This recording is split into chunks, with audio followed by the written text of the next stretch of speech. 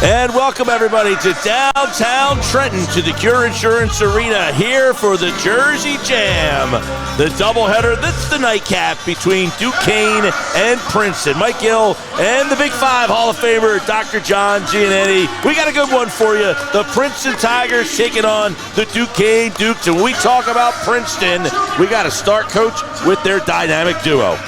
Xavier Lee, who's coming right out now, and Caden Pierce, number 3, are two of the best players in America. They are legitimate NBA prospects. Over 20 NBA teams have already visited campus to check them out personally. Lee is spectacular. Deep threes, step backs, slither, slash to the rim. Whereas Pierce, not necessarily spectacular, but a workhorse, a relentless rebounder, an overpowering driver, completely fundamentally sound. They're one of the best combinations in all of college basketball. Mitch Henderson's the head coach for Princeton, his 13th season, 232 and 122. Princeton's looking for their 4th consecutive Ivy League regular season title. They want to go back to the NCAA tournament. Duquesne went to the NCAA tournament a year ago. They beat BYU. They want to get back there, but tonight they got to concentrate on Princeton. Who do they need to step up to do that? Maximus Edwards, former Atlantic 10, Rookie of the Year, a career double-figure scorer, and why Edwards is such a challenge for Princeton is his size and strength. He's number 8. He'll be out next for the Duquesne Dukes, but it will be tough for the smaller Princeton guards. For as talented as Princeton's backcourt is, they don't have the size and strength of the guard position as Maximus Edwards. Then the other key to the game coming out right now is Jakob Netjes. Netjes is a breakout candidate in the Atlantic 10. He led the FIBA Under-20 European Tournament this summer, scoring over 18 points a game, but he's also an incredible defender. He'll be matched up both on Lee and Pierce, so Netjes is key defensively and offensively. Edwards is a tough matchup for the smaller Princeton backcourt.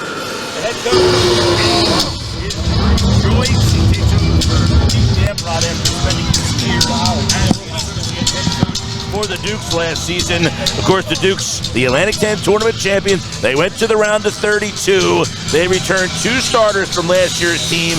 They bring in 7 transfers in hopes of trying to building on the momentum of last year. It's Duquesne and it's Princeton. It's the Jersey Jam in Trenton. The nightcap. It's coming up here on jerseyjam.net. We'll have all the action for you. You know, Monmouth, they struggled in that first game, just couldn't get going here. This could be a little tighter. Lot of talent in this game, and everybody's going to be keeping their eyes on the guys that you mentioned in the opener there. But I'm really interested to see the complimentary stuff here. How the other guys kind of step up, and who is that guy who steps in and carries these teams. One-point win where they really had a fight struggle to win against Iowa in the first game. I think Pierce played good. That's not sustainable.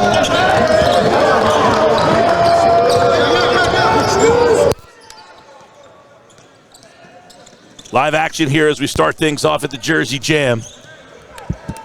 Duquesne dressed in white, red, white, and blue, and an offensive foul already to start things off the bow on David Dixon. As the Dukes won the tap. Princeton dressed in black, white, and orange. Is a relentless defender. He will challenge me, but he sees that every night and has built a great career even against the kind of great defensive attention that Rozier's paying to him right here. Here's Huggins.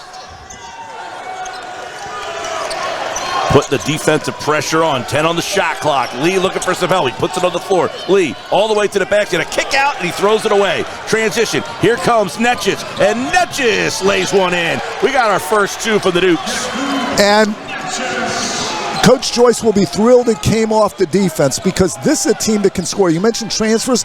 They have 5 transfers who have a Division I, double figures already in Division I. But defense, that's where the challenge for the Dukes are, and they're off to a good start. Hickey leaves it for Pierce. Pierce and Lee. Watch those 2, 3 and 2, 3 and 1. There's Lee, swings it. Over to Davis. Davis, pull back, no good. Rebound, ripped down by Pierce. The offensive board is good. Pierce, one of the best rebounders in America. He's relentless. He can jump, he's strong, but his want to is what sets him apart.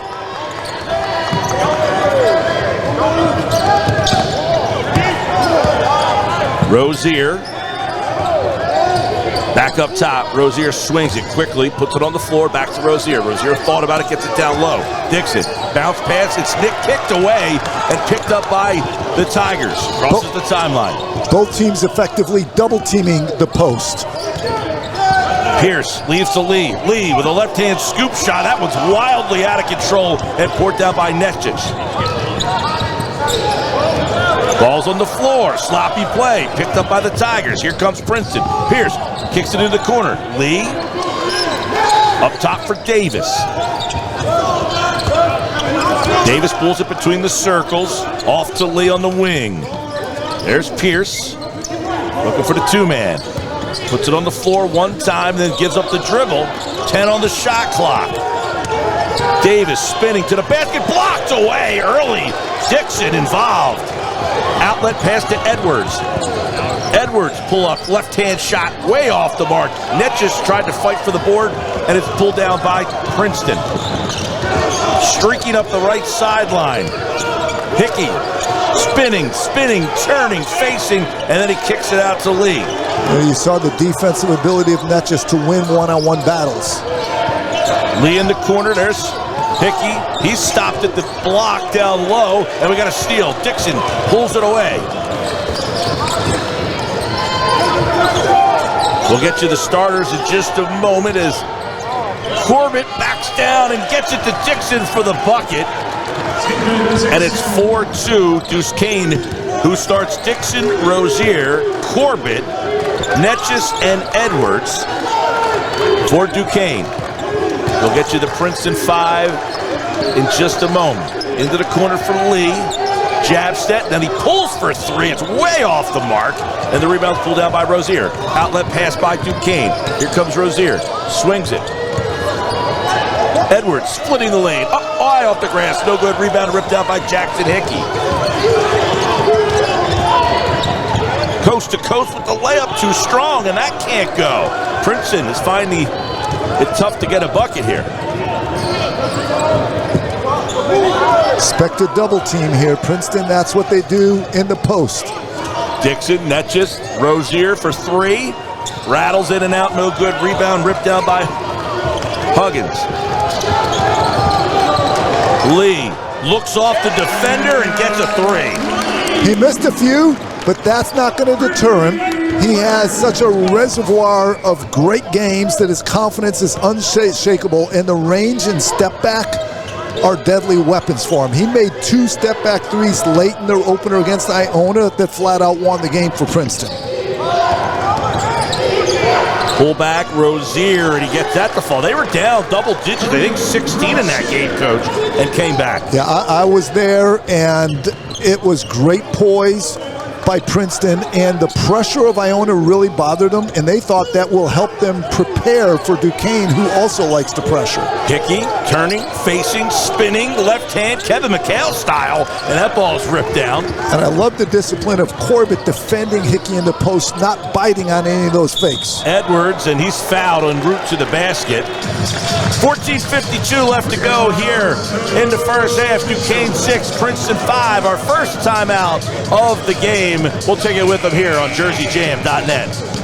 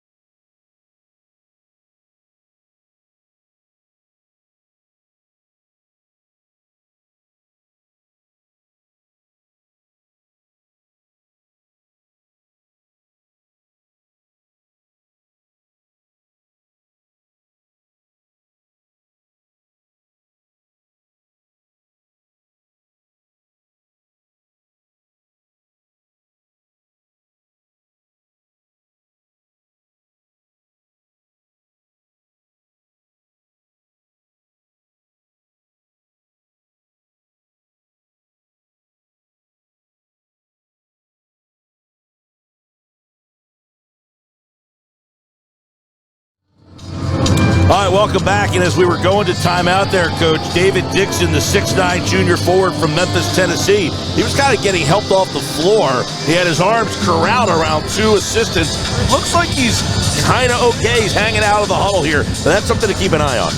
Dixon's a high-level defender. He's already had a couple blocks and changed some shots in this game. You're right. It's something definitely to keep an eye on. He's a potential breakout player in the A-10 as well. Duquesne's very talented. They have to be encouraged by their defense. They lost their opener against Lipscomb.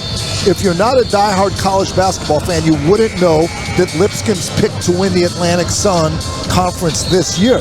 So not a horrible loss, but if you're in the A-10, you need to win at home. And the reason Lipscomb won that game is Duquesne did not have a great defensive game.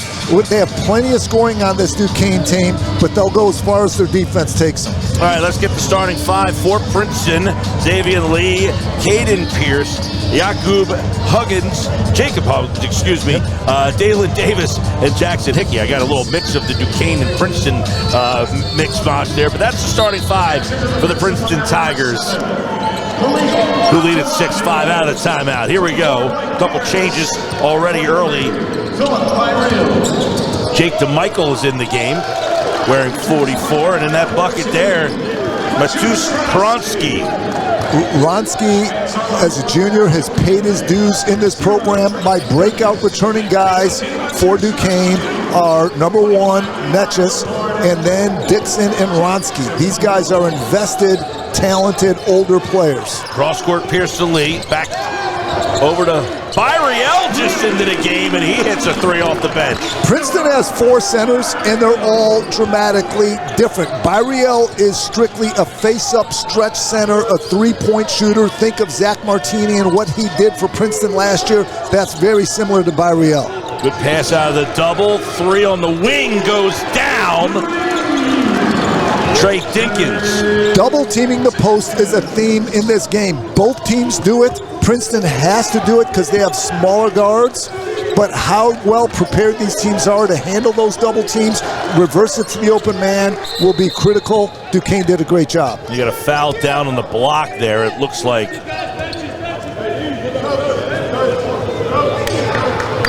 They are calling the players to the benches here, and the officials are kind of getting together.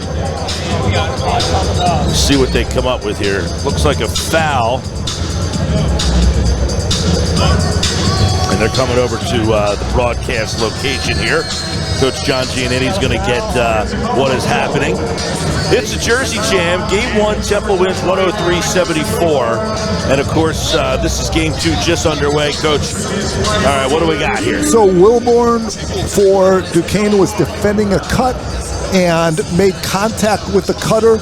The contact looked like it could have been at the neck or above, which could be considered a flagrant, to be hitting in a vulnerable area, and that's what they're looking at, to see how severe and where and how threatening that contact was and whether it would warrant a flagrant one.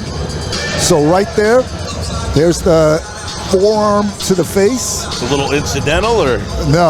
No, whenever you hit someone in the face with the forearm, yeah, that wasn't by accident. Yep. Now the ironic thing is he was in legal guarding position. If he stood there, he might have gotten an offensive foul. By the way, it's a great shot by our camera crew. Tremendous shot. But the forearm to the chin area, I personally would say that's, based on the definition of the rule, that's unnecessary to put your forearm up around the face. I would call it a flagrant based on the reading of the rule. It is a flagrant one. I get that wrong so often. I'm glad I got that right. But again, the reason why he was in with his feet were fine, but it's unnecessary to lift that forearm up into the face, and that's what warrants a flagrant. Was it unnecessary? So the flagrant one sends Lee to the line. No. Chance, that was the first foul on Wilborn, second team foul. Missed the first one. First on Wilborn, second team foul, second free throw coming for Xavier Lee, and he misses them both. Yeah, that. I don't know if you'll see that again the rest of the year. I was going to say, how many times do we think we'll see Xavier Lee miss a pair from the free throw line? You know what's interesting, though? You get hit in the face, and that has something to do with it. If you've ever gotten a stinger, especially like in the nose, it's not pleasant. He was 6 of 7 from the line in their opener against Iona. Nice cut, and it's blocked away. Huge block by Wilborn.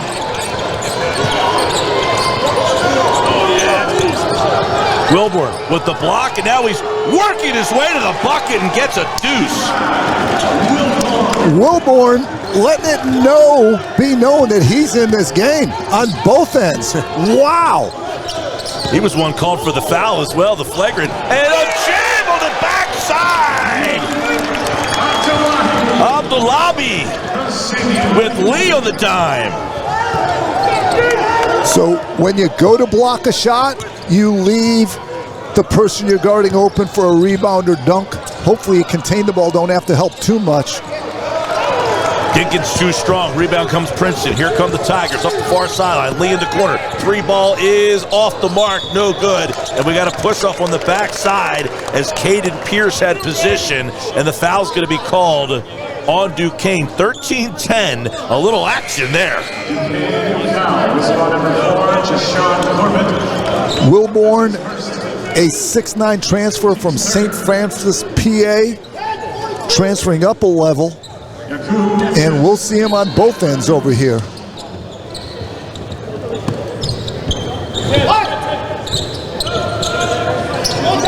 Yeah, shot blocking and dunking. Byriel gives up the dribble, looking for some help. He hands it off. 6 on the shot clock. Davis with 3 on the shot clock.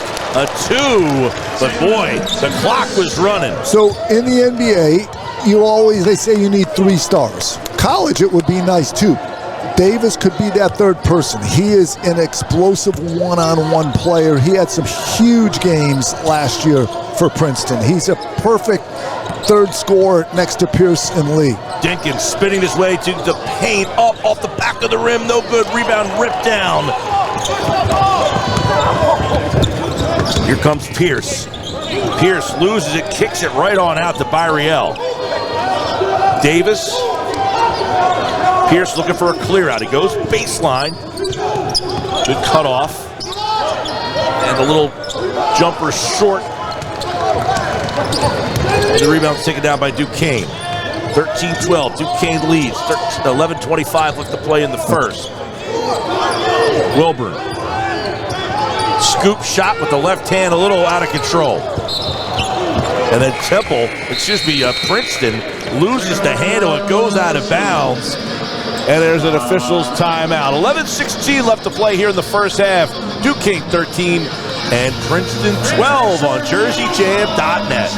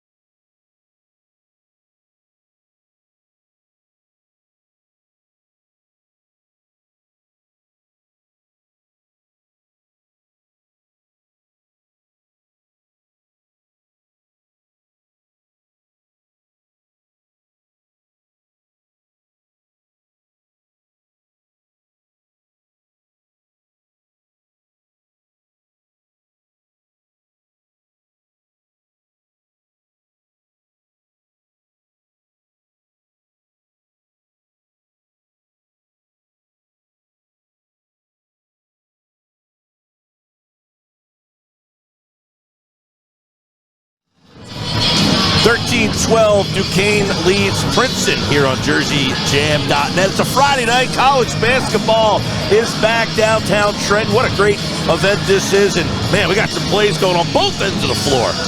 Abdullah High, one of the best athletes Princeton has had in a long time. Just a freshman. Coming in from the corner,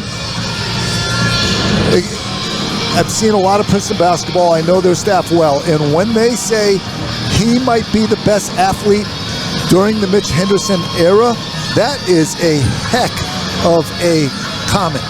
They say Abdullahi is a guy who can guard all 5 positions. Shot blocker, can switch on to point guards. In his debut as a freshman against Iona in their opener, he was highly efficient. Had a dunk just like this as soon as he got in the game. Had a switch on defense, communicated, showed some veteran-type defensive characteristics. He's out of the game now, and we talked about the 3-headed monster, Byriel the shooter. You have Abdullahi the athlete, and Huggins is the traditional big. Last game, number 12, was perfect 6 for 6 from the field. He's a layup dunk defensive guy, but 0 for 4 from the free throw line. So we'll see if he's put back on the line and how he would do today. Dixon, who was banged up earlier, back in. Back to live action, misses the easy little, well, not so easy sometimes. Sometimes it almost looks too easy. It looked like he was off the wrong foot. Lee gets his shot blocked away by Dixon, who's back in the game. Dixon's a defensive force. Talented Duquesne team. Dixon's another breakout potential guy. Then Dixon loses the handle. Lee comes up with the loose chains, goes behind the back, loses the handle, and then the ball's loose on the floor. And we got a kick ball, looks like the call here. So that's fascinating because it really wasn't a kick. It looked like he tried to grip the ball between his ankles. I don't think I've ever seen that. Let's see the replay. I guess it's illegal because you're controlling the ball with your feet. Look, he's not kicking that. It's actually trying to, because of where it's located, right there. Look at that. He's got it trapped. But anytime your players dive on the floor, you love that effort, giving up their bodies to try to get an extra possession. Now another losing the handle. So whenever you hear about a hard hedge, that was perfectly executed by Huggins. Pick and roll, he's at the level of the screen. When the guard comes off, boom, there's Huggins. He creates discomfort and a turnover. Perfect defensive execution of the hard hedge by Huggins. That's Maximus Edwards with the turnover. Princeton leads by 1. 3 ball from the wing, off the mark, no good, ripped down. Trey Dinkins. Over to Netches. Dixon back to the game, power up, kick out. Dinkins gets deep into the lane, then kicks it out to Rozier. Good defense, cutting off nicely by the Tigers. Netches for 3, that's off the mark, and here comes Lee. Great defensive possession. Another great job of helping and recovering on the hedge and pick and roll by Huggins. Blake Peters into the game for the first time for Princeton in 24 in black. Lee on the side. 10 on the shot clock. Netches 6'8", matched up against the superstar guard. Lee pulls from way downtown. It's hard off the mark. It goes out of bounds. It'll stay off of Dixon, and the Tigers will retain possession. I'll tell you what, with defensive talent like Dixon as a shot blocker and Netches as a switchable 6'8" player, and here's something about Netches. He's 6'8". I think he might be bigger than that. Bill Walton was over 7 foot, but never said he was 7 foot because he didn't want to be called a 7-footer. Netches is the biggest 6'8" guy I've ever seen. Most guys inflate their size. I think Netches downplays it. He's gigantic, and he moves his feet. Lee gets the switch on Dixon, uses it, and kicks it out to Pierce. Pierce in the corner for Lee. Peters. 5 on the shot clock. Lee trying to get some separation. Over to Peters for 3. And Peters catch and shoot. He was ready for it. Really good defense. Tough contested 3 at the end of the shot clock. And here's what's interesting. Last year in the championship Princeton season, Peters started every game. This year, unselfishly coming off the bench because it improves the team when he comes in. And it's a luxury. But what an unselfish move for him to embrace that new role after being a full-time starter. Maximus Edwards, deep 3. That goes down. Kareem Rozier showing some range. Rozier, not only relentless in effort, former coach Keith Dambrot said he's the best leader he's ever had, and this is a guy who coached LeBron James, coached for over 30 years, and he said that about Rozier when he was a freshman. This guy's got special qualities. Dribble drive, loses the handle, ball is free, and Maximus Edwards comes up with the loose change. Edwards kicks it into the corner, back up top for Dinkins. Dinkins with a three, that's off the mark. Peters fights for the rebound along with Dixon, and then it goes knocked out of bounds by Huggins.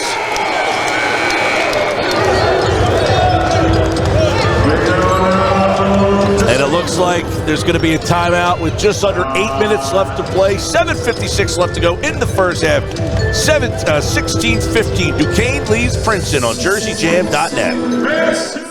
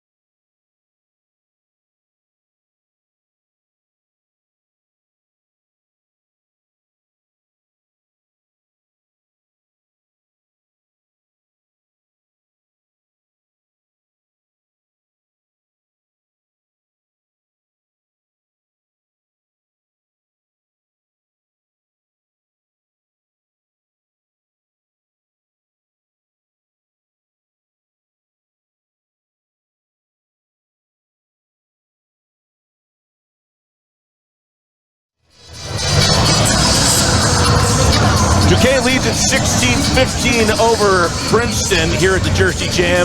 JerseyJam.net viewers out there, we're having a great time here in Trenton, New Jersey. Mike Gill along with Dr. John Giannitti, and you know, we're seeing some high-level basketball, some top-quality players in this game.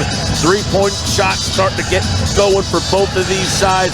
We got the block shots, dunks, but the three-point shot could be a factor in who wins this one. Kareem Rozier is a fierce competitor. He's way past the NBA line on that. But I'm telling you, all he's heard about all week is how great Xavier Lee is. And Lee is amazing. But Rozier is, I'm sure, having none of that, and he's embracing this challenge. Watch the way he's defending Lee, nose to nose, chest to chest, and he's going to be aggressive as well. When he gets an open look like that, Kareem Rozier is a great competitor. Rozier with 5 for Duquesne.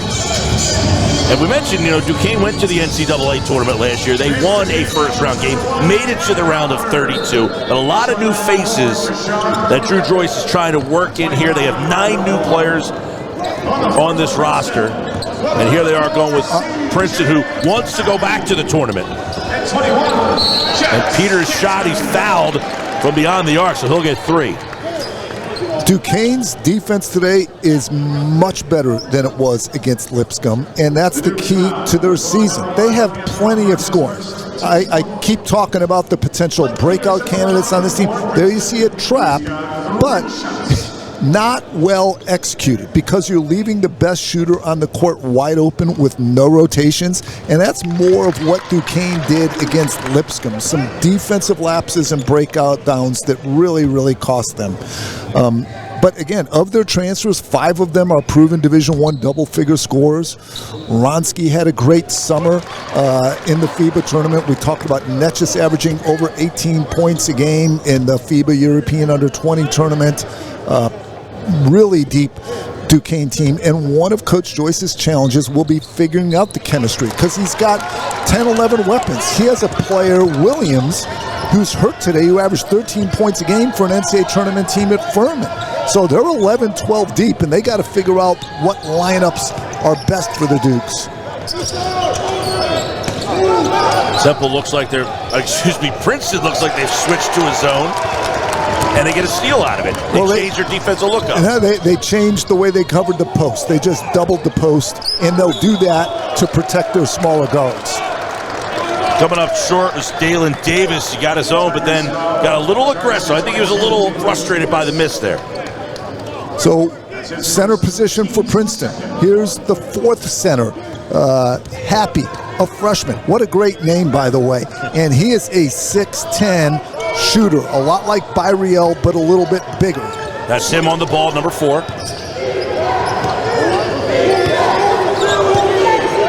Matchup zone by Princeton.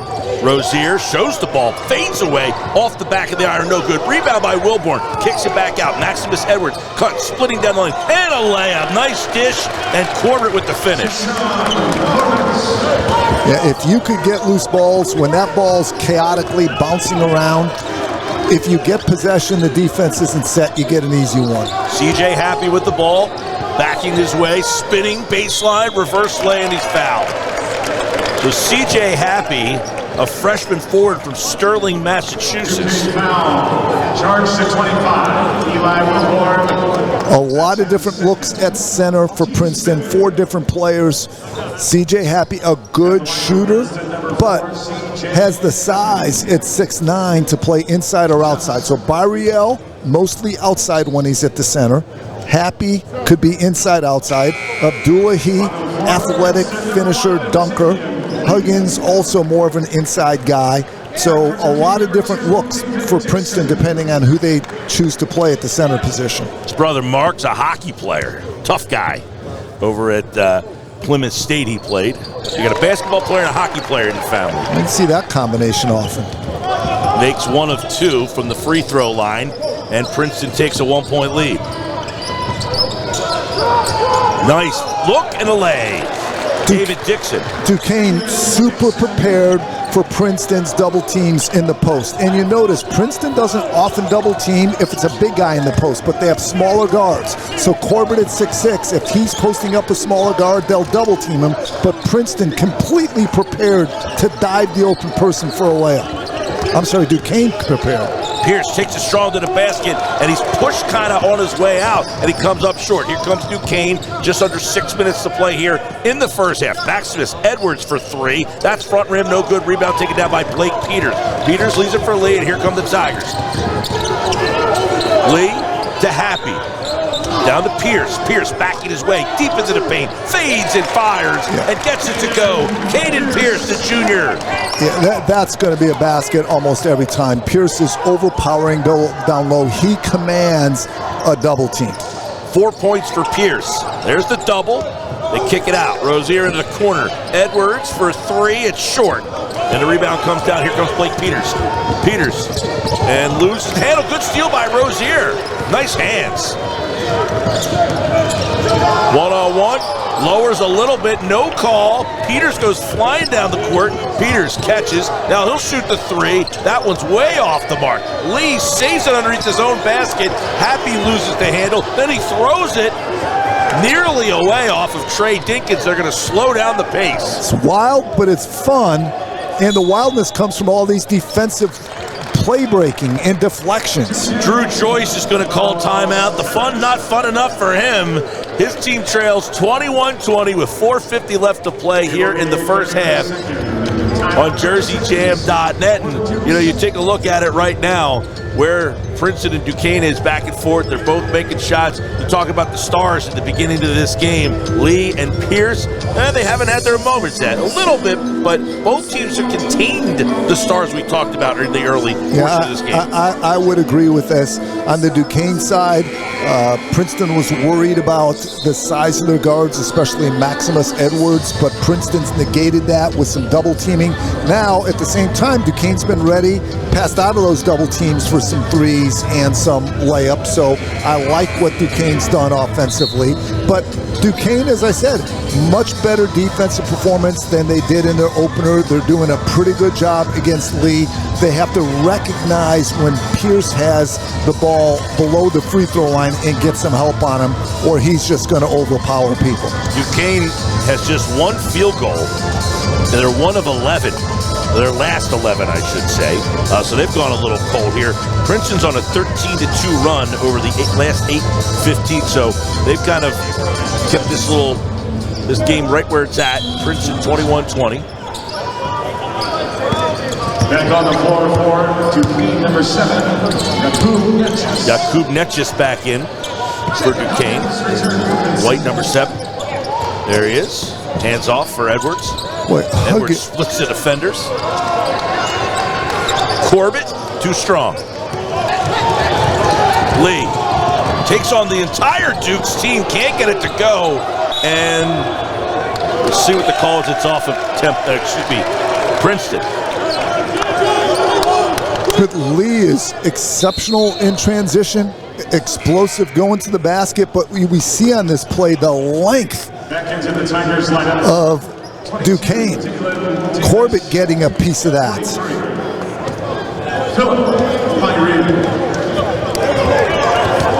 Real back in the game for Princeton, number 43. Coming up on 4 minutes to play, 21-20. Yeah, they'll double team this at some point.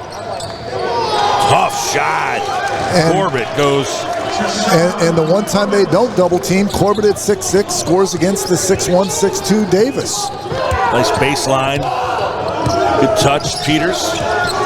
I mean, Duquesne should keep going inside with their forwards and guards. Blake Peters, the school's leader in three-pointers. Byriel powering his way, just ran right through the defender, and an offensive foul as Byriel lowered the shoulder and basically said, "Get out of my way, I'm getting to the basket."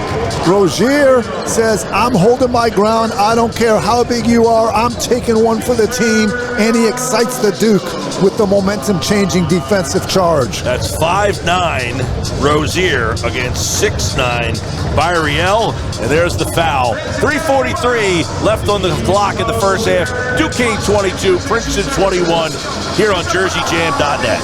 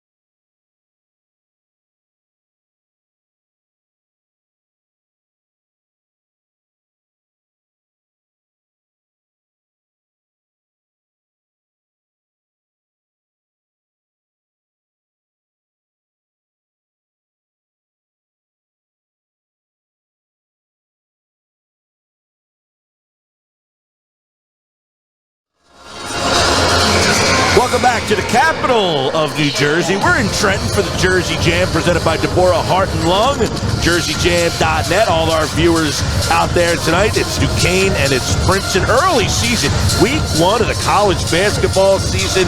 I can't wait to see what happens this year. Of course, so many storylines, but Duquesne went to the tournament last year. Princeton looking to get back after being disappointed in the Ivy League.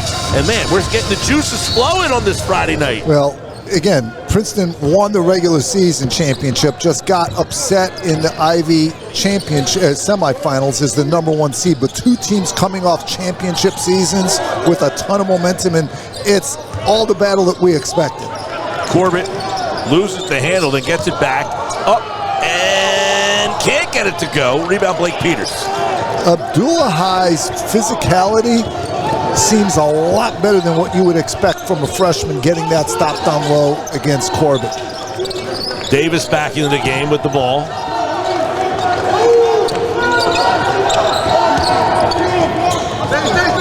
Byriel hits the cutter, Davis, and gets it to go. So Davis catch, turn, and shoot, and gets a bucket. So it's Lee and Pierce we talked about are the dynamic duo, but on any given night, Davis can get you 20 to 30. So his offensive weaponry as a third option is a luxury for the Tigers. Netjes for 3, and that goes. So the catch and shoot All based on execution. He sets a ball screen and then gets a fade screen himself. And defenders don't see those fade screens coming. It's from the sideline. They get blindsided, and you free up a good shooter with execution on the set play. Davis, kick out. Peters thought about a three, over to Byriel for three, front iron, no good, rebound ripped down in Corbett. Transition, here comes Rozier. Coming up on 2 minutes to play here in the first half. Rozier, Corbett thought about it and then put the ball on the floor, takes it to the basket. Corbett, turn, left hand, and too strong. Byriel runs it down. Here comes Lee in transition up the far sideline. Under 2 minutes to play here in the first half. Lee spins, runs to Netches, but then he dives, jumps it off. Abdul Ali, and he throws it down. And if I'm Duquesne, I'm a little bit upset because I believe that Lee pushed off and committed an offensive foul, which required an extra defender and left Abdul Ali wide open. Corbett with an answer with the assist from Rozier. A little penetration and the kick out. And a very unorthodox shot by Corbett. And he's a positionless guy. Shoots, posts, drives, double-figure score, transfer from Chicago State. All right, 30-second timeout from Princeton, 28-25. They hit that three to kind of answer here, but we're under 2 minutes left in the half. 121, good game, a little back and forth. Princeton down by 3. Why is this timeout taken right here? Well, I don't think that they like giving up that wide open three on the corner, but right there, I believe Lee pushed off on Edwards, so now a second defender had to come over, which left Abdul Ali wide open. Yeah, in a game like this, with every possession critical, there's no question that Coach Henderson wanted to go over why that three was so open by Corbett. And the other thing is the use it or lose it. He might be drawing up the next 2 plays that he wants over here. Not only going over defensive strategy, but okay, here's the next 2 things I want before the end of the half. Mitch Henderson in his 13th season with the Tigers.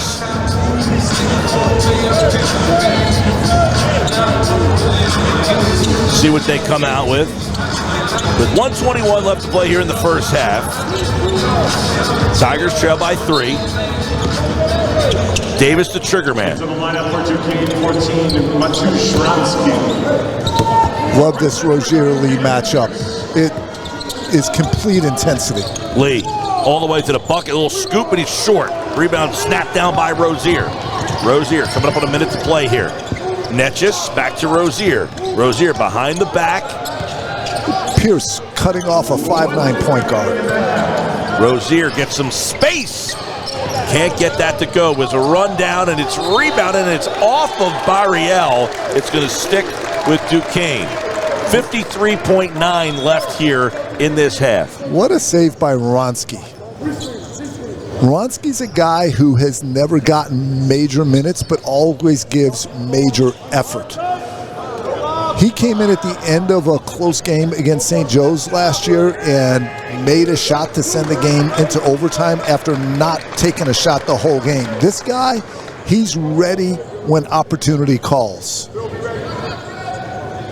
Rozier will be the trigger man on the baseline. Into the corner on the set. Spinning. Wronski fades, no good. Lee comes out of the pile with the ball, kicks it into the corner, and got a whistle and a push. So 43.2. Number 15, Matusz Wronski. And the foul's on Wronski. It's his first team foul, number 6. 16 fouls on Duquesne.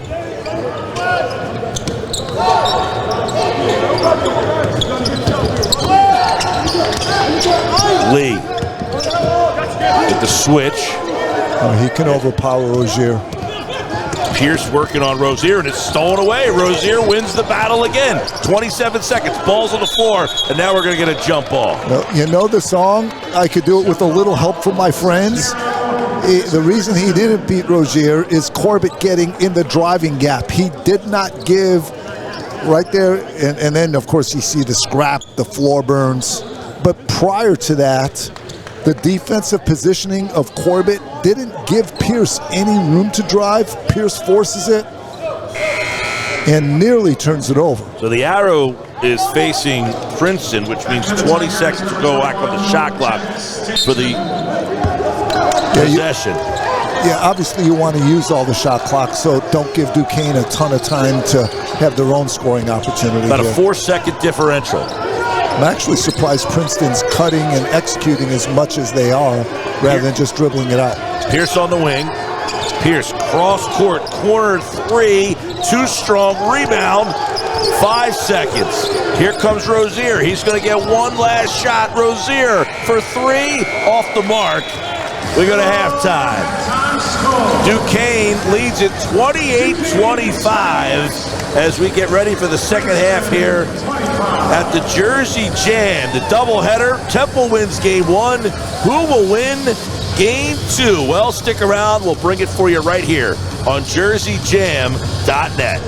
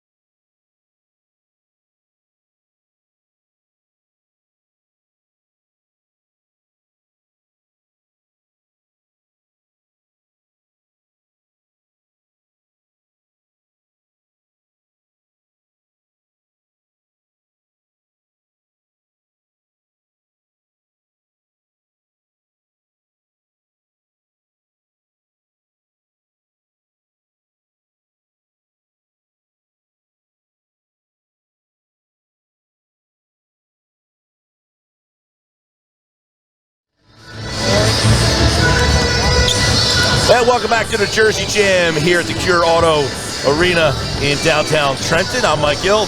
Dr. John Giannini's with me here. We got Duquesne and Princeton, and good offense, good defense, or bad offense, good defense. Well, what do we explain in this first half? 28-25, Duquesne leads. My glass is half full. I'm all about the great defense because there's absolutely nothing easy in this game. Every shot's contested or blocked.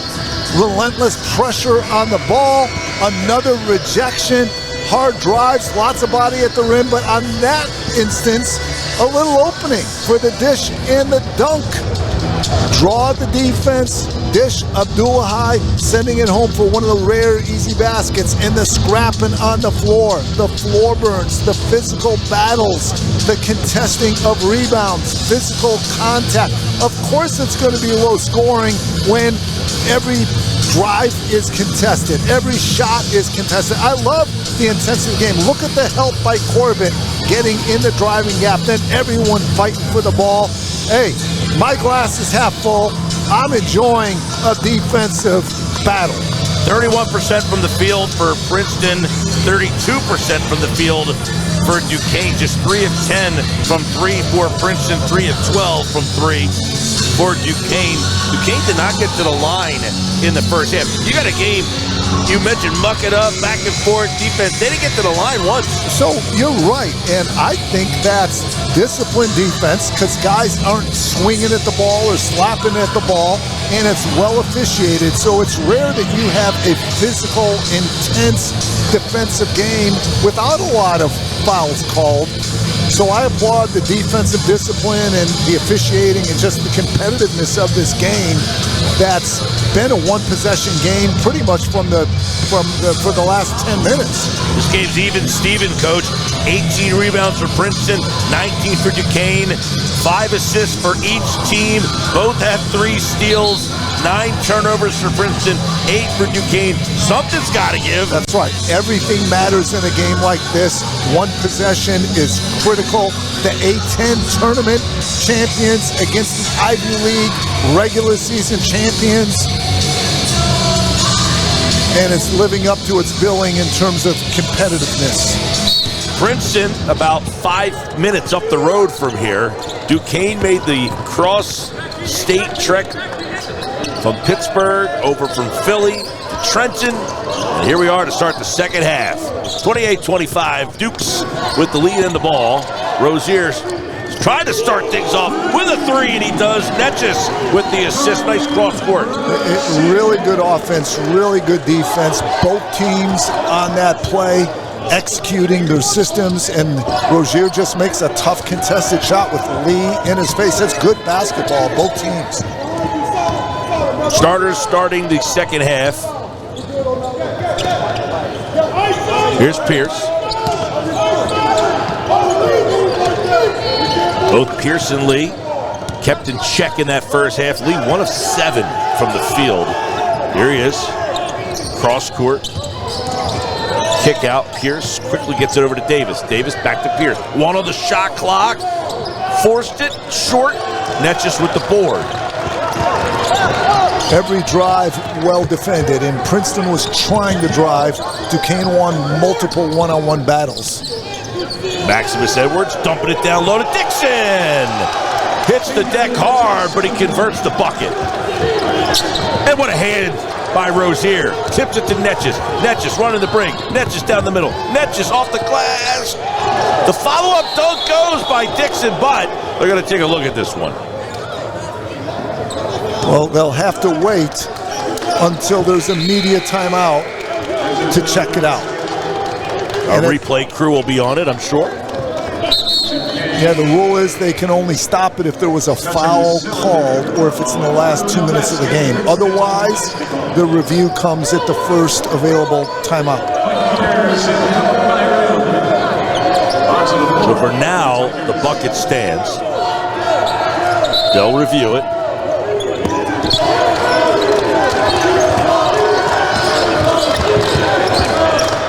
Duquesne's defense is a great deal better than it was in the opener against Lipscomb.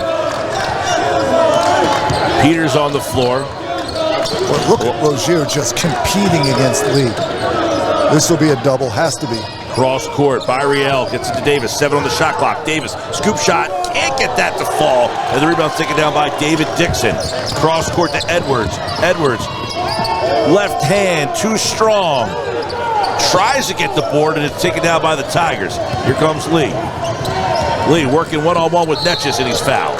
So Lee finally said, I had enough of this. He'll get to the line. Lee, super explosive in transition, but on the possession before, he did a great job staying in front of Edwards and getting a stop. And there you see him just getting his shoulders by Netjes. So, Lee, a junior, by the way. The tough thing about a guy like Lee, okay, he was 1 for 7, but last 4 or 5 minutes of a game, he can take over. It's hard enough to hold him down for a half. Holding him down for a game, remember, Duquesne's job is barely more than halfway over, and Lee could be explosive during any segment of the game, especially late. But that's his 3rd missed free throw. That is really odd for him. 1 of 2 on that trip. Missed a pair earlier in the game. 33-26, Duquesne leads. Netjes, entry pass, nice look, Edwards. Now he kicks it out, Corbett. Maximus Edwards left, too strong. Dixon with the offensive board. Back to Edwards, who takes it strong. That's no good. Edwards throws it back up, and he's fouled. The physicality of this game is at a high level. Everything is crowded. Look at the bodies in the paint. Look at all the people going after these rebounds. Look at all the arms. This is not a game for the meek or mild. The frustration on Maximus Edwards, the George Washington transfer.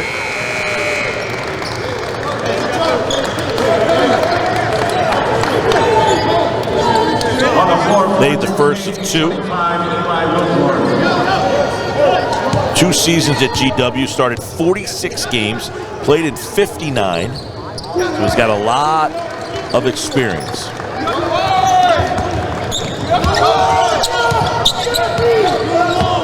Makes a pair to push the lead to 9. Pierce takes it strong, can't get it to fall. 1 and done. Wilborn's size affected that. Shot blockers everywhere. Rozier's entry pass is tipped away by Byriel and stolen away by the Tigers. Blake Pierce on the far sideline. Gives it off for Pierce. Nice back cut. Lee up and can't get it to fall, but he'll get to the line. So there's Pierce and Lee. We highlighted them in the open tonight. So the simple rule is, if you're denied, you see Edwards is between Lee and the passer, trying not to let Lee get the ball. And whenever you're denied, that's an automatic cut, especially in the Princeton offense. And there's no one more well-schooled at the backdoor cut than the Princeton Tigers. Lee is in the record books at Princeton. Most points in a season last year with 495. Most assists in a season last year with 108. And most three-pointers made in a season with 52. So he's in the record books, earning first-team All-Ivy League accolades last year, looking to build on that in his junior season at Princeton. He misses the second one, 1 of 2. Fourth missed free throw. And with all that scoring he did, he was also second in the Ivy in assist-to-turnover ratio, so an excellent passer and decision-maker as well. That just turns and nearly throws away. Rozier rips it away from Lee, backs his way into the paint. Cross-court tipped, saved, 3, down to Michael. Nothing easy. Rozier was lucky to get that ball out of the paint without a turnover and a tough late clock 3. That's what I'm saying. This is good defense, and if you score, you need better offense. You got to make a tough shot in this game. You ain't going to get many easy ones. Look at the chasing. Happy into the game. 8 on the shot clock. Lee backing up.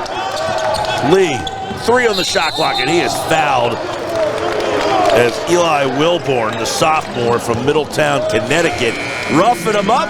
We're going to take a timeout with them. 15:45 left to play here in this ball game. It's a 10-point Dukes lead, 37-27, JerseyJam.net.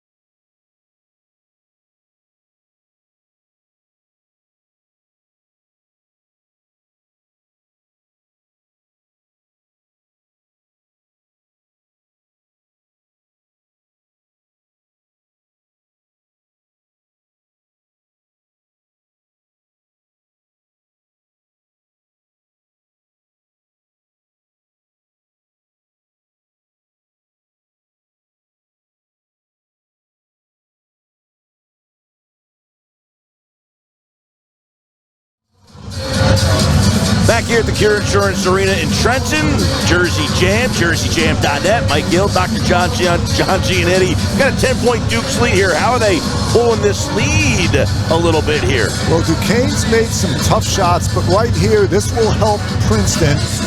Wilborn gets stuck in a scramble guarding the point guard Lee, and there's really no one at 6'9" who could guard Lee off the dribble. But Duquesne has simply made some tough shots. I mean, it really isn't that much more complicated. The defense on both sides is tremendous. We just saw DeMichael make a 3 deep in the corner late in the shot clock after Rozier was in trouble in the paint. I like the defense on both sides. Sometimes it's interesting.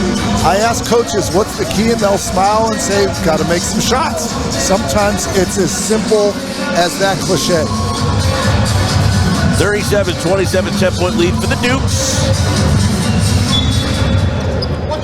Princeton with the ball out of the timeout. They get it into Lee, who has struggled from the field tonight. And the free throw line. CJ happy. Over to Davis. They should get this back to Davis right now. Yeah, Lee with 3 on the shot clock. Davis is going to have to shoot one up, and he gets it! Yeah, once again, you could see that from a mile away. Davis should have got that ball sooner. When Wilborn ends up on a guard, that guard has to get the ball back immediately because a center can't guard Davis or Lee.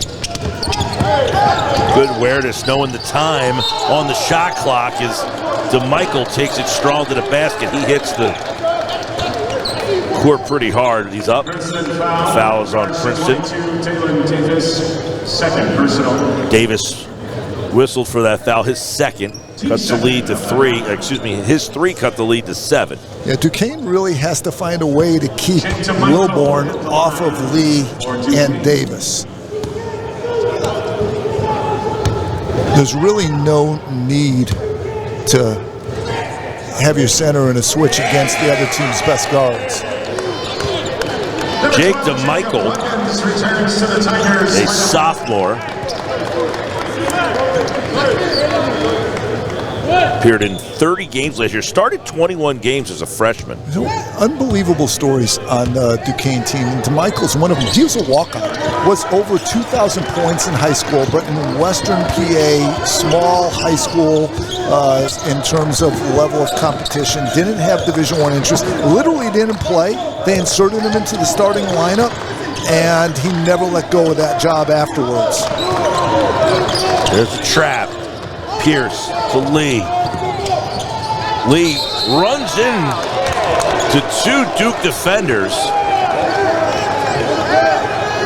So Lee is getting a little bit more aggressive here, putting the ball on the floor. Well, Lee will always be aggressive. He's just been well defended, but it's going to be hard to hold him down for a whole 40 minutes. So let's look at the feet of the person taking the charge. 2 years ago, that was a charge. There's a rule change now. The rule used to be if you're set defensively as a help defender before the player leaves the ground, it's a charge. Now you got to be there before Lee has his last foot touch the ground, and that's really hard to do. Most charges nowadays are going to be called blocks. Lee catches off the inbound. That one's too strong. Rebound to Michael. Well contested, though. Lee rushed that. He wasn't comfortable. Little anxious. Taking steps. Hronsky.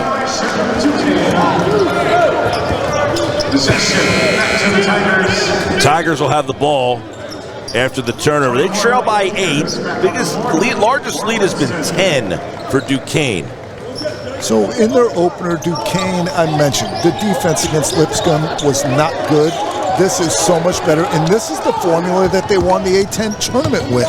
They were outstanding defensively. They have enough scores. If they can maintain this level of defensive intensity and execution, they'll have a good year. Good spin by Pierce. It's too strong, but he's fouled by Dixon. Boy, he really lulled Dixon to sleep there. Well, but here's my problem as I was praising Duquesne's defense. You're looking at Pierce, who averaged last year 17, 18 points a game. You got to help. You got to help Corbett out in that situation. Either double team or, in case he is beat, have a secondary defender at the rim. Yeah, now that's not poor defensive effort, but poor defensive execution. Caden Pierce, he misses his first free throw. It's been a tough night at the line. Second free throw is good for the reigning Ivy League Player of the Year.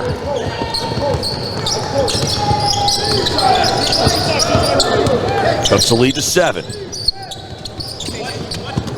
To Michael. Yeah, Pierce can guard him. I'm not sure they needed a double on that one, though. Throws out of the double, to the wing, to the basket, ball's on the floor, and Dixon between 3 black jerseys. See, when you double team, you're not only leaving a player open, but for a pass, but for offensive rebounds as well. Got a foul as 3 Dukes surround Lee. So I'm all for double teaming when there's a mismatch or you're guarding a great player, but right there, Pierce is plenty able to guard Corbett one-on-one in that situation and not give up open people off the ball. Jacob Huggins back into the game for Princeton. There's a 3, and that's off the bar. Good look for the Tigers for Pierce.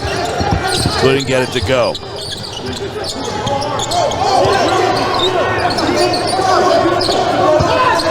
Dixon, there's a double.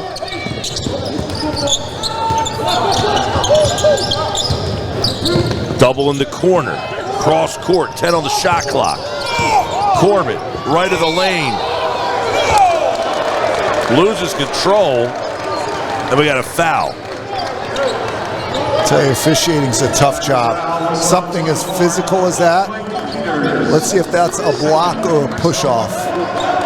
So the reason they're calling that a block is because there was a path to the basket. Right here, look at that. There's a path to the basket.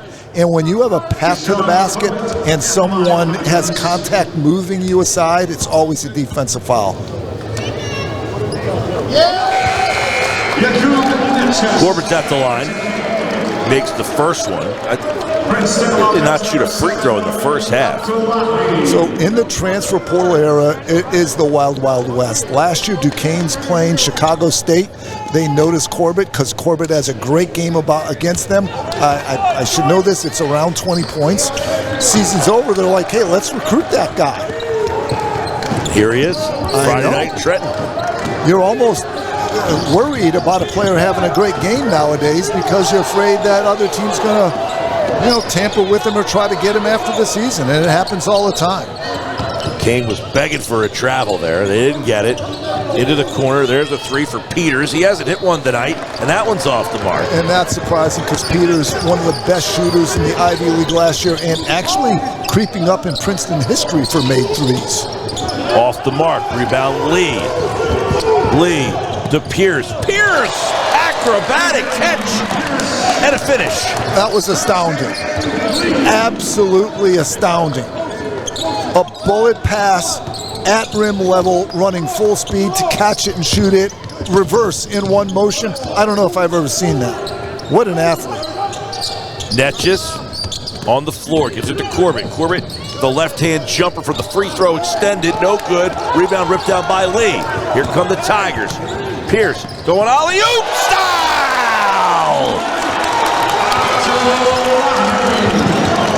You think Princeton's going to be some elaborate offense and a bunch of guys who shoot, but these are deluxe, super athletic forwards. Abdullahi, one of the best athletes already as a freshman in the Mitch Henderson era. Throw it up, and man, he's going up to get it.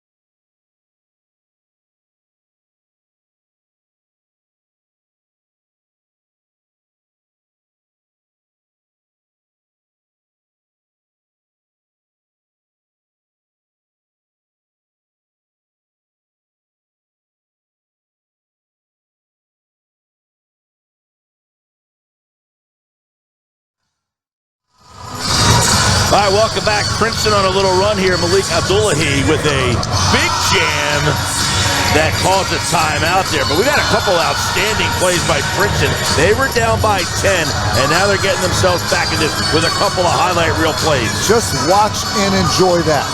No analysis necessary. Full speed, catch, shoot, with contact at the rim. Just a terrific athletic play. And in both instances as well, beautiful passes by Lee and Pierce, putting it right where only their teammates can get it, and trusting and knowing their teammates' high level of athleticism to where that's even possible. Balanced scoring from the Tigers tonight. And that's critical because Coach Henderson doesn't want to be overly reliant on his two stars. That's not the way for this team to reach its potential. The balance is good. 6 on the shot clock. Edwards blocked away, gets his own board. He can't get the bunny to fall. Abdullahi with a block and a rebound, the freshman. Lee works off the defender and connects from 3. Defense leads to offense, and remember, you're not going to stop Lee for 40 minutes. He's capable of taking a game over late, even if he isn't off to a great start. Tough to hold down that kind of talent for a whole game. 42-38. Rozier cut off nicely by Davis. He loses the handle and goes crashing down to the floor and a foul.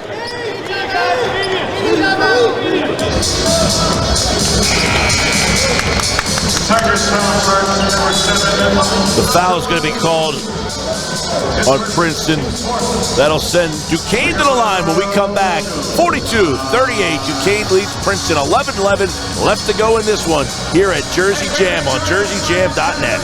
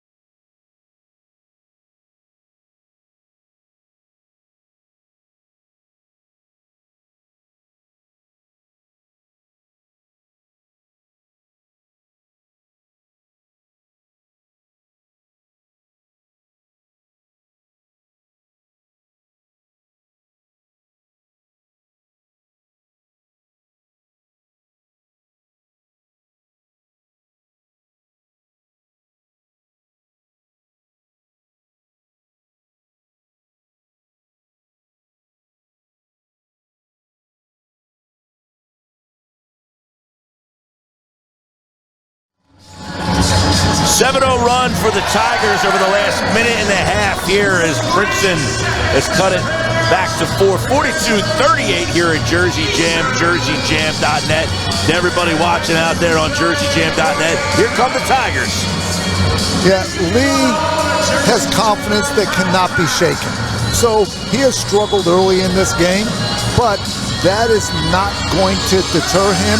And if I'm the Duquesne coach, I know in the back of my head that it's going to be hard to hold Lee down for a whole 40 minutes. And it's hard to hold this Princeton team down. They were down most of the game in their opener against Iona and came back and won.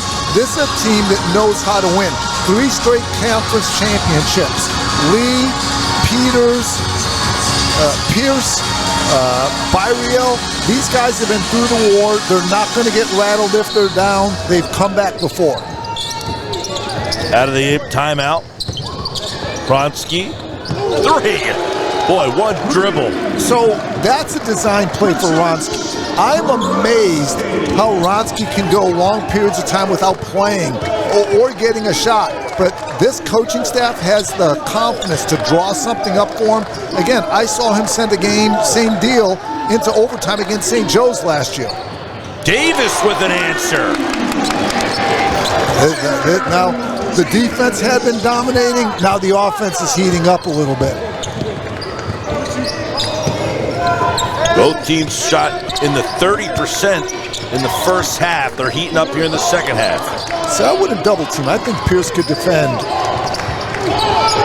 That just throws one up and he's fouled as Pierce defending, and the foul's going to be called on Pierce. See, that's the second time they've given Pierce double team help that Duquesne was prepared, grew out of the double team, and had a good result. Team foul number 5. Yeah, I believe Pierce. So one of the reasons you double team the post with a guy like Pierce is to keep him out of foul trouble.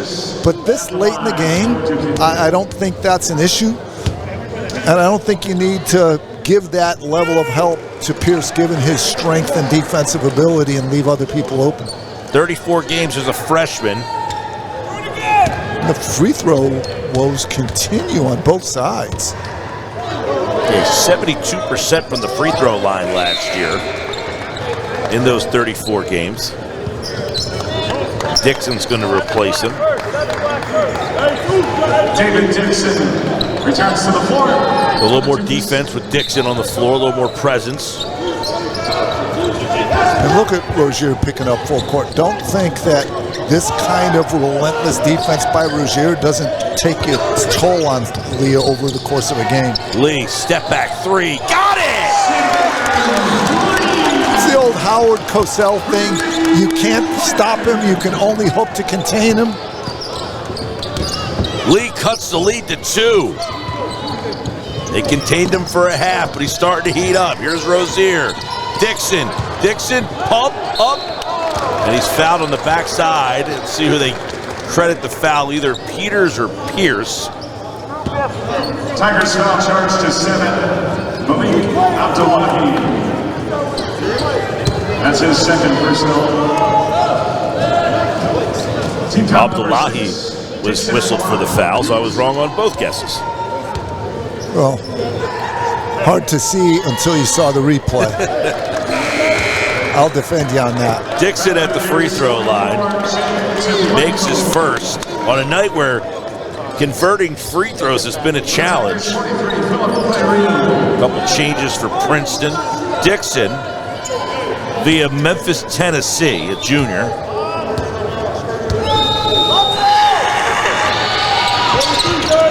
Makes them both, coming off a year where he averaged 7.5 and 4.5 rebounds. That was also on a deep veteran team. He was also injured last preseason. This is the first time he's starting and healthy, and he should have a breakout year and really could be on the A-10 all-defensive team. William Pierce for 3. That's off the mark. Rebound snared down by Maximus Edwards. Under 10 minutes to play, 9:25. Edwards a short 3, and that goes out of bounds. So Edwards is a good scorer, and you want him to play with confidence, but that was not a good shot. Off the dribble, semi-contested from deep range early in the shot clock.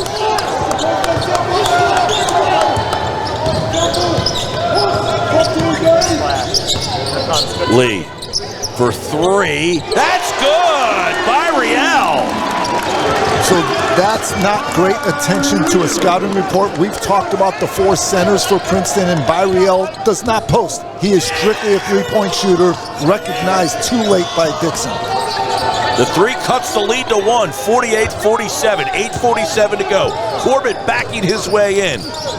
Spins baseline, doubled, left hand, tough shot, Corbett.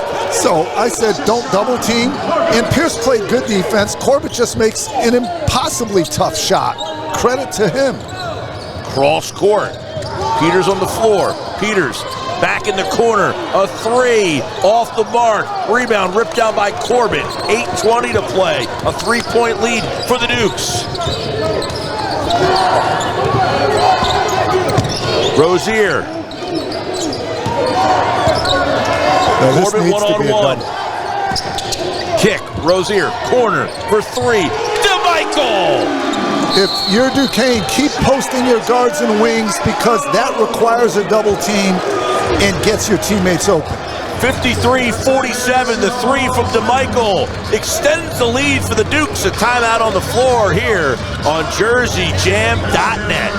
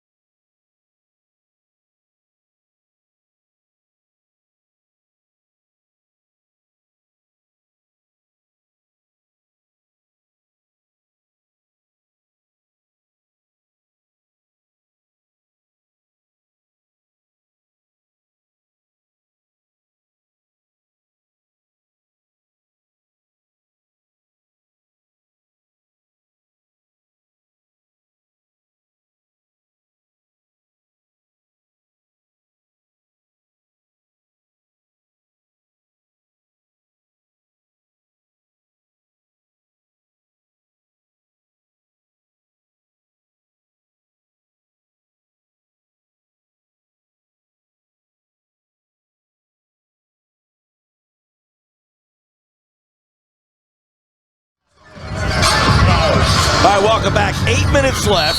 Jersey Jam, Mike Gill, Dr. John Giannini, and we are live here on a Friday night in Trenton. We got a good one heating up as we're coming down the final 8 minutes, Coach.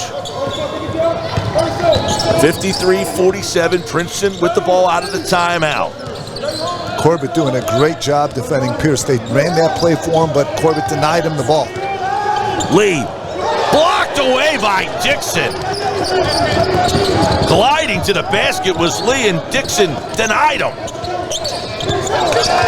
DeMichael for three, too strong. Look at Rozier.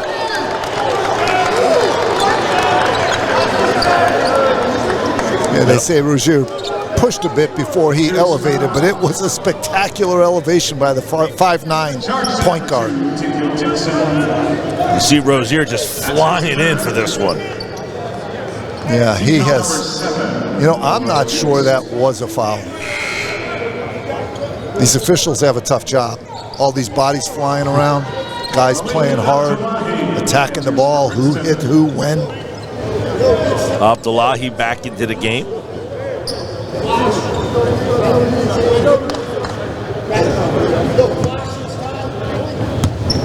And Peters will be at the line for Princeton. 53-47. Have not shot the free throws well tonight. This is the time we got to start making the free throws. Replaces Dixon, the Duke's. Blake Peters, a senior. Dixon, the center for Duquesne, is going down and seeing the trainer. That looks concerning. And he's playing so well, just had that big block. So we'll see if Wilborn contributes. And Wilborn did a lot of good things in the first half himself, so he'll be needed right now. Peters started 29 games, 5th in the Ivy in three-pointers, made 6th in field goals from 3 per game. He hasn't made a 3 tonight, though. Right. Yeah, he's a proven player, ton of know-how, still has confidence, can make a game winner on any night.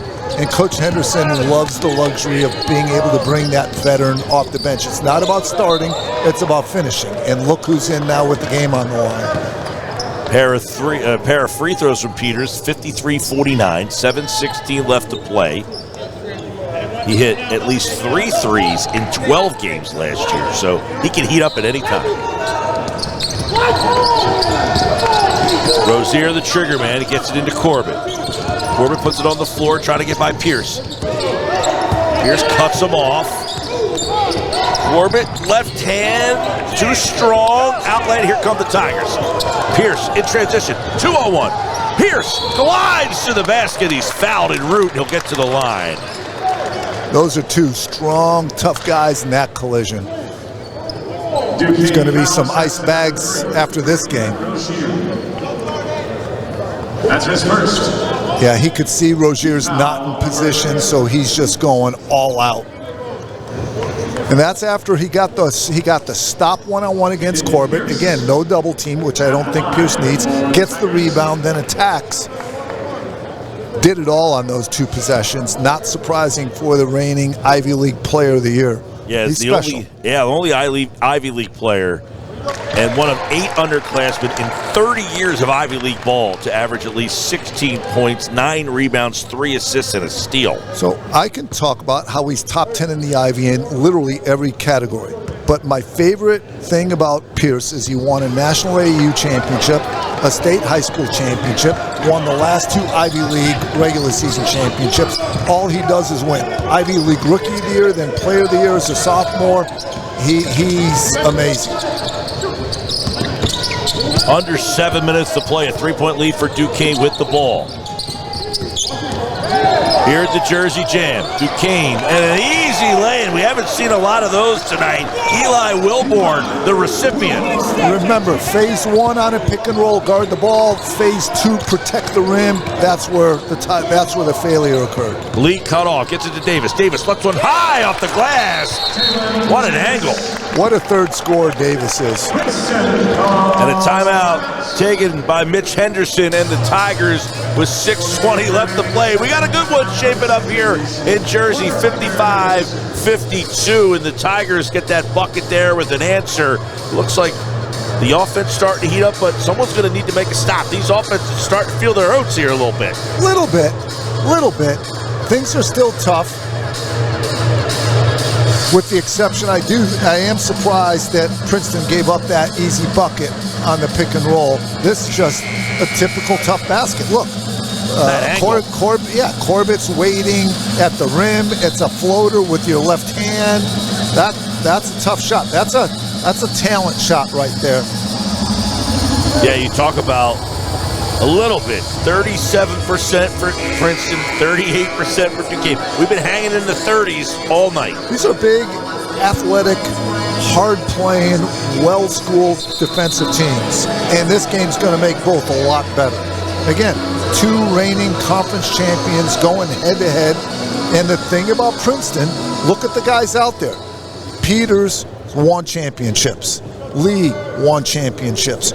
Pierce has won championships. So being down does not rattle these Tigers. They've been there, done that as recently as last week, coming from behind against Iona. So this is going to be a real fun, intense, competitive home stretch here. Something to remember, Princeton is in the bonus. They will be shooting with 6:12 left to go. Duquesne, not there yet. Backing his way in, Wilborn gets it to go. Wow. Good defense by Huggins. Terrific low post move by Wilborn. So much depth on this Duquesne team. They could sub, go Dixon and Wilborn, and be fine. Look at that! Wilborn rejects Lee. And the lead is 5. They get the ball in the capable hands of Rozier, who slows down the pace. Rozier uses the screen, lob. A stuff attempt by Wilborn. So I want to do a player comp really quick. Wilborn came from St. Francis, PA, and people said, okay, it was good there, can you do it in the A-10? The last big man who transferred from St. Francis, PA to the A-10 was last year Josh Cohn, who transferred to UMass and ended up first team all-conference. So if you prove yourself at one level, no reason you can't move up, and Wilborn's proven it. Just a sophomore. Look at that block. So impressive. Bouncy, strong, confident. That basket he scored in the low post, he demanded that ball. He wanted it. Averaged 10.8 points and 7.4 rebounds at St. Francis. He led the team in rebounding last year as a freshman. But he doesn't convert on the free throw line, and Pierce takes it to the bucket, gets the foul and the bucket, and he'll get to the line with a chance to cut the lead to 2. And you talk about a winner. That's a winning play. That was a design play, and where Wilborn failed was to get airtime. You see that pass was ripped with that side clear. Right there. There's the pass. And what you notice is Wilborn nor any Duquesne defenders moved while the ball was in the air. When Pierce had that pass hit his hands, he had an open path to the basket, which is the way the play was designed. So great play design, but not well defended enough. Pierce trying to convert the three-point play. And what's interesting on Pierce on a lot of those rip plays, he reads another missed free throw. He will start running towards the basket as he catches the ball to get downhill when he sees a driving lane. Rozier takes the ball to the basket strong. He misses the layup, but he's fouled en route. And boy, he's been lulling you to sleep, lulling you to sleep. He turned it into another gear there. It's all about change of pace. If I go fast, and you know that I'm going fast, you'll go fast. But right there, when you slow down and turn on the gas, that change of pace, as you said, lulls the defense a bit, but the defense doesn't know when you're going to accelerate. So it's not about going fast, it's about changing speeds.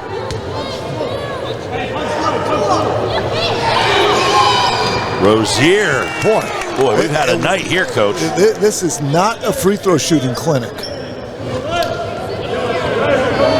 Both teams have struggled from the charity stripe. Rozier was one of 4 Dukes to play in every game last year. Started in 31. They trust him. Big time. That's what he is. He is a leader, complete relentless effort. Look at him getting underneath here and pressuring the dynamic Lee. That's been such a competitive matchup, and there it is again. Under 5 minutes to play. 2-possession game. Lee uses the screen from Pierce. Pierce for 3. Got it!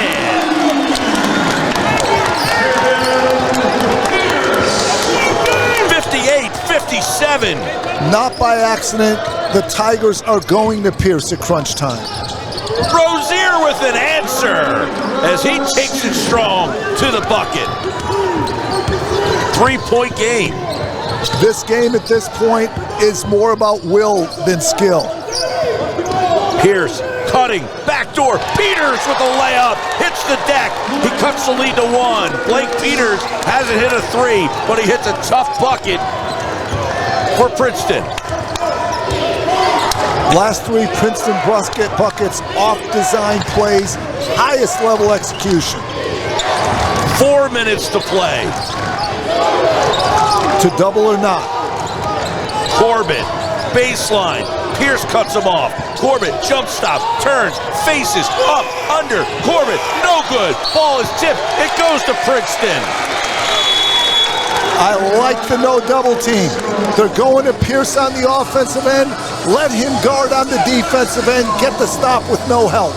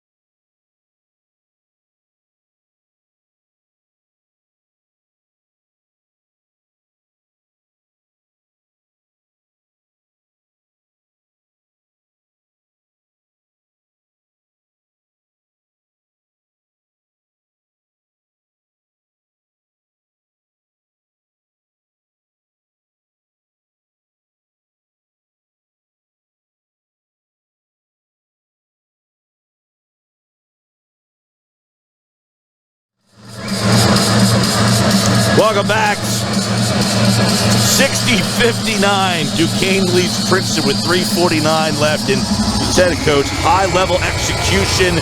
Princeton crawling back into this one, and they're getting some high-level execution from their big guns. By design, the pick and pop. Pierce sets the screen. You don't want to switch that and have the mismatch. There's the pick. You see Dixon helping out on Lee. Now the throwback for the three is open. That's perfect execution. And there's almost no answers with the ability of Lee and Pierce in a pick and pop. Like I said, if you switch it, you got serious mismatches. If you don't switch it, you got Pierce on the three. Great play call, great execution. Duquesne led by as many as 10 in the game. That's the largest lead of the game. We talked about it. For the last 2 years, Princeton's come back from deficits just because that's who they are. They're not going away easily, and they don't lose confidence or cohesion. A little pressure by Duquesne as Princeton inbounds the ball. Not letting Lee bring the ball up. Here's Davis. Davis. There's Pierce. Here you need a double. Pierce, cross court in the corner for Blake Peters. 7 on the shot clock for Lee. 5 for Lee. Lee, 2 on the shot clock, and they're going to lose the handle, and it's a shot clock violation.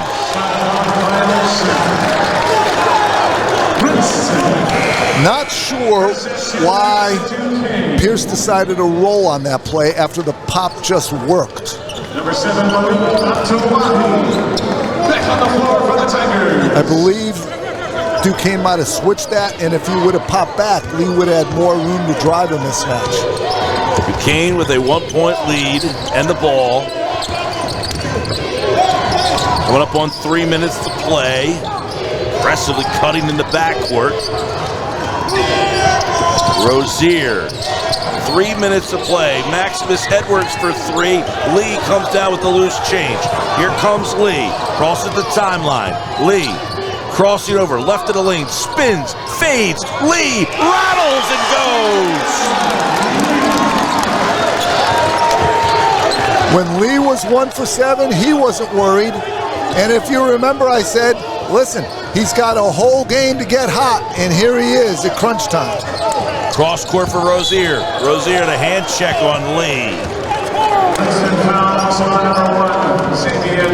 It's a great read by Rozier of a closeout, just like Pierce. He ran through that pass knowing that Lee wasn't going to be in a stance when he caught it.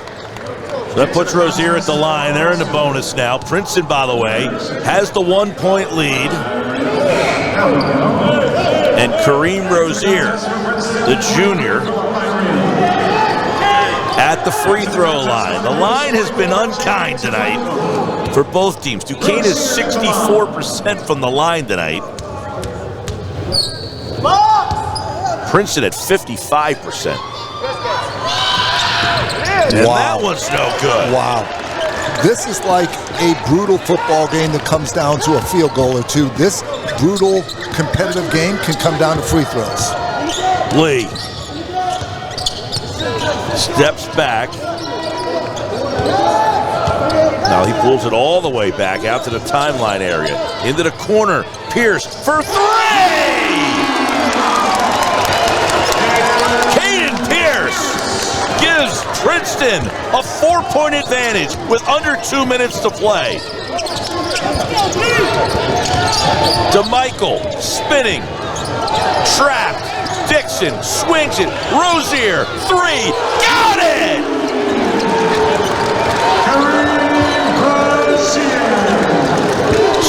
64-63, 1:37 to go. Jersey Jam Friday night. Lee, 15 on the shot clock. Lee crosses, spins, kick out, corner. Blake Peters, he's fouled. Necious is just holding his ground, trying to plead. And he thought he did a good job defending the play, Coach. We'll take a look at it again. Yeah, that's 100% a foul. Ran through the shooter. That was pretty obvious. What Princeton's been doing is isolating Lee, and he's such a good driver that Duquesne's taught to help in the gap so Lee doesn't have as much room to drive. But in doing so, they're leaving kick-out threes open. Princeton knows exactly what they're doing by isolating Lee, knowing he can either get to the bucket or if there's gap help, he can kick for threes. Blake Peters missed the first one. Princeton is 52% from the line. Back for the Tigers. Peters trying to make 2 of 3 here.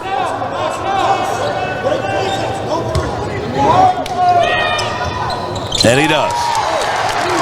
66-63, 3-point lead for Princeton.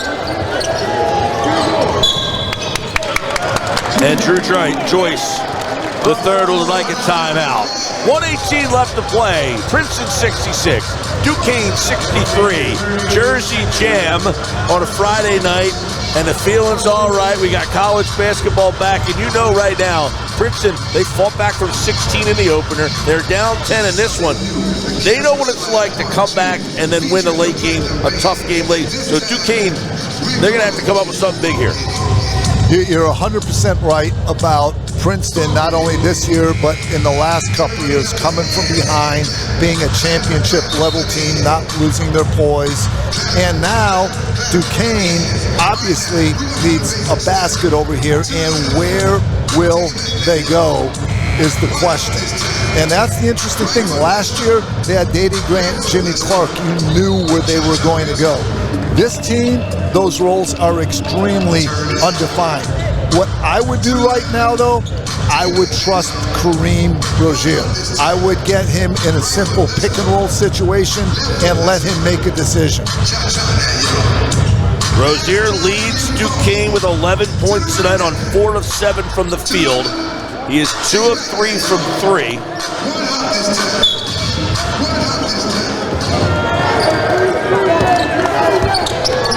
Rozier, 1:13 to play. Rozier in the corner. DeMichael for 3. Can't get it to fall. Battle on the floor. Loose ball, and Peters picks it up.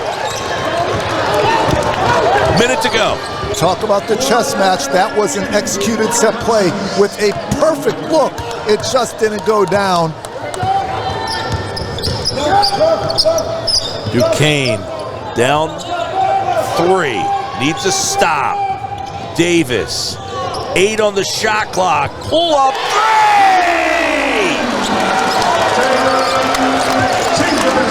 6-point lead. 42.1 to go. Rozier. Dixon for 3. Off the mark. Rebound, but a push from the backside. And Princeton will walk the floor. The Duke's finalists are number 4, Jashawn Barrett. That's his third. Many coaches will say it's not about plays late in the game, it's about players. And to be real blunt, those were just isolation plays for Lee, and then the last one for Davis, letting them cook and read the defense in terms of whether they attack or create and pass. And Pierce misses the free throw. It stays a 2-possession game for now.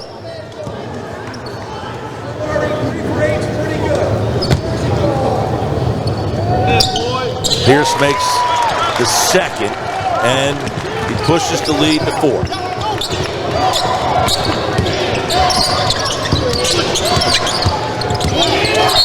Loses the handle. A 7-point lead, excuse me. Really like Princeton's defense in terms of extending out to the 3-point arc. They fouled. I think they would have been willing to give up a 2, but they weren't going to give up a 3.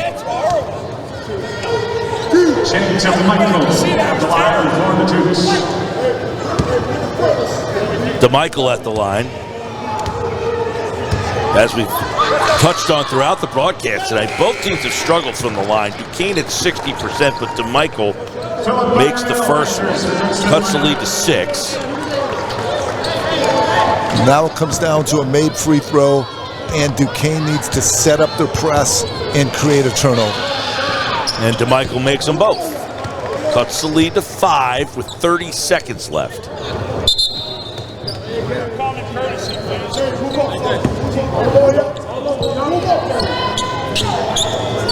Pressure from the Dukes. Netchus will defend the inbounder. Peters. Back to Peters. And there's the foul. This will send Blake Peters to the line.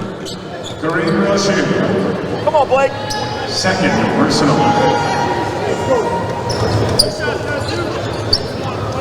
Blake Peters at the line for the Tigers, 2 shots.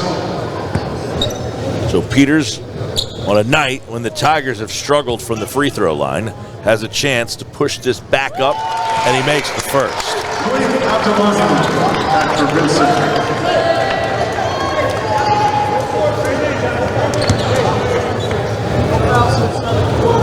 71-65 Princeton. Misses the second. The rebounds run down by Duquesne. They're going to have to hurry. They get it to Rozier. Rozier trying to blaze by Pierce. He kicks it out for Corbett. Corbett to the lane. Left-hand layup is good. And it's back to 4. Interesting. Timeout. Interesting choice because he had the ability to shoot the 3 right there. The 4-point game with 16.8 to go. We'll see how this one ends coming up next here on JerseyJam.net.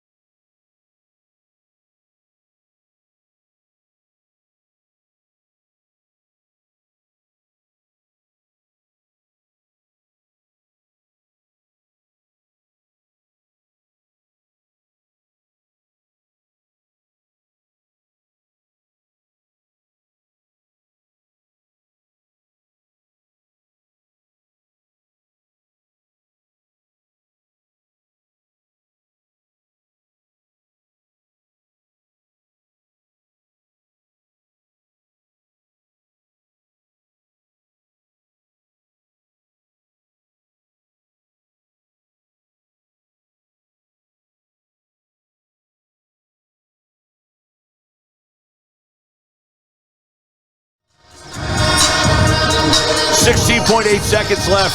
Princeton 71, Duquesne 67. Tigers have the ball here at the Jersey Jam. Jersey Jam watchers on jerseyjam.net. Presented by Deborah Hart and Lung Center. Nice. There's a double trap. Turning up the heat. Davis is fouled by Dixon. But 5 seconds come off the clock. Well done by both teams, though. That was an excellent trap. Princeton was in trouble and had enough ball toughness to get out of the jam. Dalen Davis shooting for the Tigers. Sophomore Dalen Davis at the line. Up to one. Back for Princeton. Davis can push this lead to 6.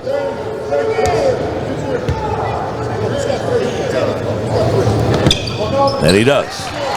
So in the moments that it's mattered the most, Davis hits a pair. Rozier leaves it up for Dixon, who has to go chase it, and a foul on Lee. That'll stop the clock with 5.4. Not what you want, but do send some Dixon to the line here to shoot free throws. Little surprised Duquesne going for quick twos, which with more time on the clock is a perfectly fine strategy, but with the last 2 possessions being under 20 seconds, I'm a little more surprised. Corbett especially, I thought, could have got a 3 off on his drive attempt. Dixon misses the first, and it has been a tough night for both teams from the free throw line.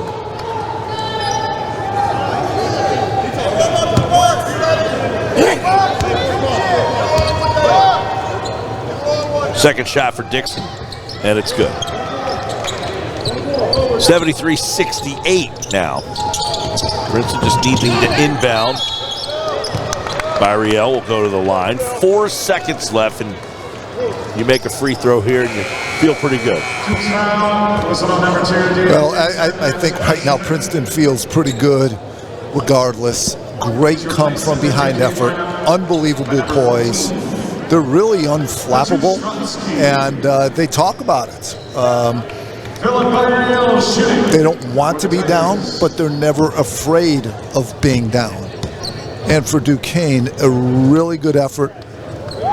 They were the better basketball team for the majority of this game. They improved defensively significantly over their opening. They're deep and talented in figuring out the roles. They have great leadership in Rozier, and they could build on all those things. Hits a pair to Byriel, and that will about do it as DeMichael's shot caroms off the front of the iron. No good, and Princeton wins it 75-68 here at Jersey Jam 2024. We'll bring it back with our player of the game. We'll hear from him coming up next on jerseyjam.net.